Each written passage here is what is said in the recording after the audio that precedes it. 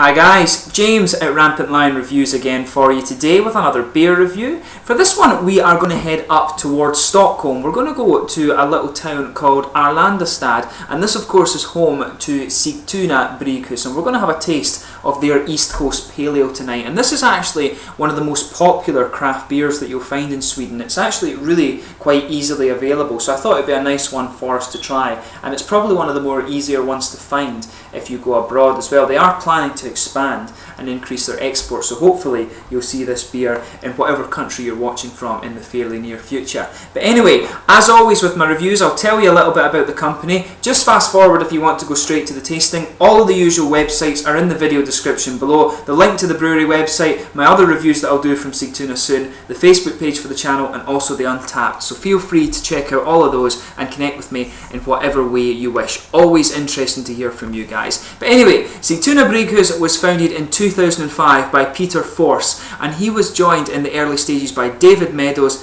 and Håkan Lundgren. So the brewery, as I told you, is located in Arlandastad, and it's actually very close to the airport. It's just a little bit to the north of Stockholm. I think maybe about an hour's drive or something like that, so not too far away from the Swedish capital at all. But they brewed their first batch of beer in 2006, and in the early days they were actually only producing about 600 gallons of beer per week. And initially they wanted to brew mainly historical recipes, but more recently they've moved towards brewing more modern styles of beer, and it's come across very well, in fact. But for the first few years the three were happy kind of hobby brewing, if you like, but their beers proved very popular, so they upscaled their brewery and hired more staff in 2009, and they've continued to grow quite steadily since. And in 2013 they actually surpassed the 1 million litres of beer brewed, and they now have 12 employees, a 3,000 litre per brew capacity, and this actually means that they can brew over 1 million litres of beer per year. I think they were saying it was roughly about 1.5 million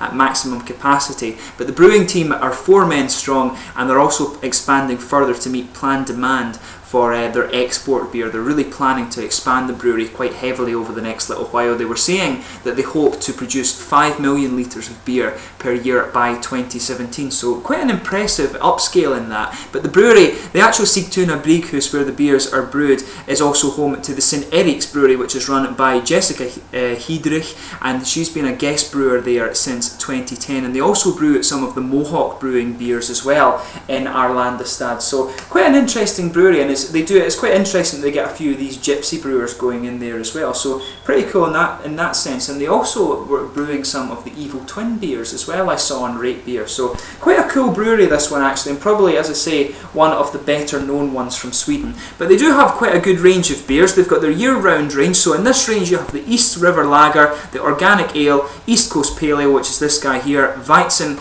and they also have an IPA 4-pack as well. In their seasonal range they've got the Christmas Lager, the Winter Organic IPA, and also the Midwinter Bloat as well. And they've also got a number of special beers and ones that are available only on draft as well. So quite a nice little brewery, this one. So without further ado, we'll get on to the tasting of this beer. So this one is a 5% Paleo. It contains 5 assortments of malt, the majority of which are Cara malts, and it contains European noble hops and American aroma hops as well. So just before we get it open, I'll just let you have a little look at the artwork on this one. Apparently they changed their labels fairly recently, and it's quite funny when you read some of the older reviews of the Sigtuna beer, because they say that the beer's beautiful but the labels are hideous, and apparently their old labels were really quite interesting, should we say. But this brewery, I think they are actually an organic brewery, and the whole idea behind this brewery is that they want to pair food with their things. It says this one is a paleo inspired by the west coast of America, brewed on the east coast of Sweden, plenty of caramel malt and European hops with aromatic American citrus hops on top. Classical and innovative at the same time, a crisp grapefruity session ale, or the perfect complement to a barbecue. Swedish craft beer excellence. And you can see this is the Sigtuna symbol on the side here, the little copper brew kettle, and I have to admit the label is done quite nicely. 1.7 UK units, so they must be exporting over to the UK as well, and you can see on the top there's the bottle cap. And I think the thing with this is they are actually a wind and water powered brewery, so they like to be environmentally friendly, I should say, in Sweden. So without further ado, let's get this guy open and we'll get on with the tasting here. So as you can see, a nice smoky opening there. I've got a feeling I might have actually tried this beer before at a pub in, where was it? I think it was in Iceland actually. I'm sure they actually had a couple of bottles of this and my friends and I tried one. I remember it being really quite nice, so very excited to actually do the review for this one here. So as you can see, it's poured a nice kind of rich golden amber there. If I put the light over, you can see exactly what kind of colour it is. But as I say, it is actually kind of transparent. It will appear a little bit hazy on the camera there, but if I put my fingers in front of it that way, I can see them. But yeah, definitely transparent a little bit, but at the same time, a wee bit hazy. There was about a quarter finger of a frothy white head, and that's just fading away to be a very thin, foamy layer now. But the beer looks really nice. Some big bubbles sticking towards the side of the glass, and a few little ones going up towards the bottom of that head. So let's give it a smell then.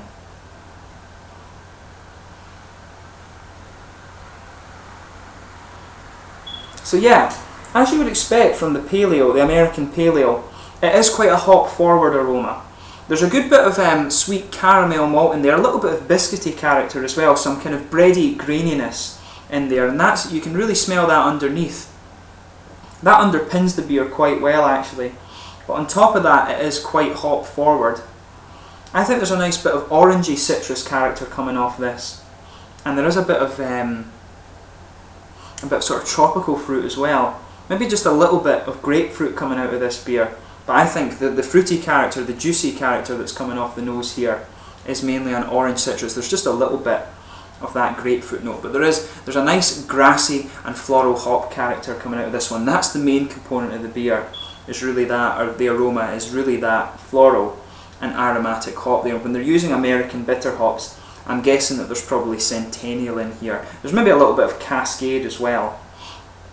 But yeah, smells really nice. Like I say, it's got a nice malty underpinning to this one, some sweet caramel malt in there, slightly toasted actually, a good bit of bready character, and maybe some biscuity graininess as well.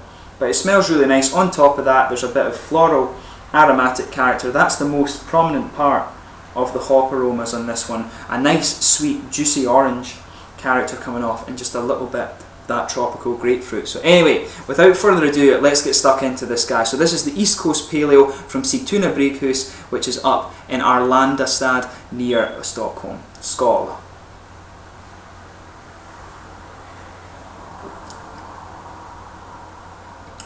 Now that's really quite nice actually. Definitely quite a nice, just even on first taste you can tell this is a nice, easy drinking, sessionable beer.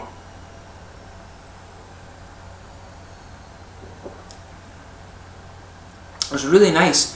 The first thing that's hitting my palate there, and as I say, just sugar the beer around your mouth a bit and let the whole palate adjust. There's a nice sweet malt base in this one.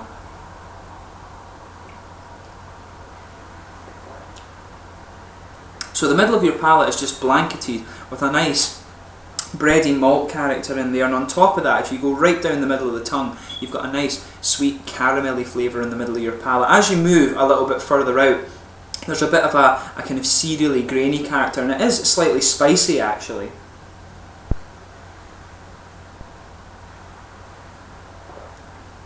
But yeah, there's a really nice balance between the sweet caramel in the middle, that kind of cereally spice, and then the nice juicy fruity character. There's a lot of flavour going on in this beer.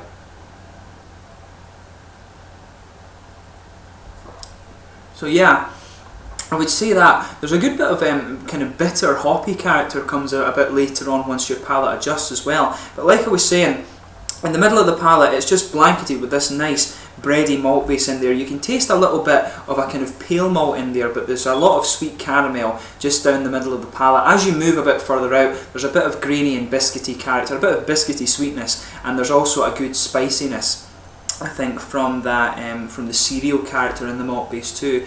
As you move a little bit further out, like I say, you're getting more into the back corners of the palate, so there's just a little bit of a slightly spicy, earthy character, but around the edges of the palate you're getting a nice, quite spicy, floral and aromatic flavour coming out of this beer. Yeah, a lot of flavour going on in this one. Like I say, it's actually really nice and quite sessionable, this, like I say.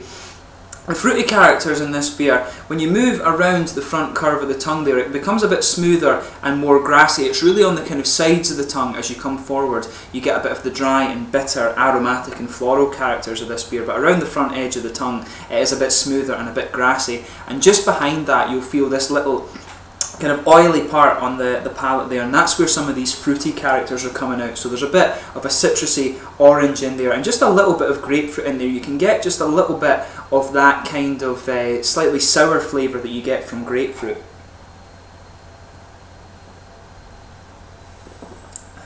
But yeah, the flavours in this beer are really quite nice. There's a good balance between that slightly spicy malt base there and a good bit of caramel sweetness, a nice orangey, citrusy, juicy character in this one, and then you've got the nice bitter and aromatic hops just on the edges of the palate. There's a lot going on in this beer, and it is really full of flavour, but even so it is quite sessionable. Really nice one, and I would recommend that you give it a go. One of the best paleos I've reviewed in recent times, actually. Yeah. Really enjoyable beer, this one. Do check it out.